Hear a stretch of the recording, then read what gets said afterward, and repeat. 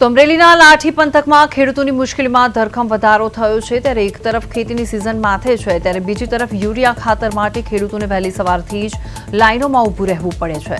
ખેડૂતોનો આક્ષેપ છે કે કલાકો સુધી લાઇનમાં ઊભા રહ્યા બાદ પણ તેમને જરૂરિયાત મુજબનું ખાતર મળતું નથી અને લાઠી પંથકમાં ગ્રામ્ય વિસ્તારોમાં ખાતરના ડેપો પર વહેલી સવારથી જ ખેડૂતોના ટોળા ઉમટી પડ્યા છે।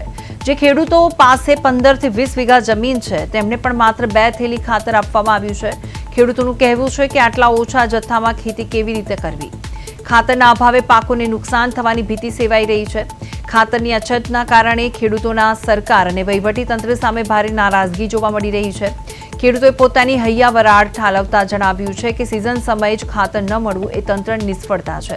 અત્યારે લાઠી પંથકમાં અનેક ગામડાઓમાં ખેડૂતો ખાતર માટે એક કેન્દ્રથી બીજા કેન્દ્ર પર ભટકી રહ્યા છે, પરંતુ પૂરતો જથ્થો ક્યાંય ઉપલબ્ધ નથી।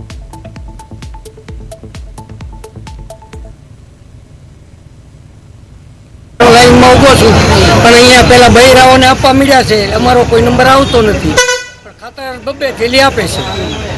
5 વાગ્યાના ઊભા છે, 2 થેલી આપે છે અને એમાંય તે આધાર કાર્ડ ઘડીક આધાર કાર્ડ આપો, ઘડીક હાથ બાર આપો અને અમુક એવા ગુણીધરો છે એને મળી હોત જ જાય છે। એટલે આવી બધી પોઝિશન છે અને અત્યારે આ તડકો છે, આ બધી પબ્લિક જોવો તમે કેટલી હેરાન થાય છે આ ભાજપની સરકાર। આવું છું 2 થેલી ખાતર આપે, હવે 15-20 વીઘા જમીનમાં 2 થેલી ખાતર શું થાય? અહીં રિક્ષાવાળો મળે નહીં, 50 રૂપિયા દે જાય। ગામમાં હોય તો હજી કાંઈ ઠીક, ગાડીમાંથી લઈ અમારે કઈ રીતે ખાતર લઈ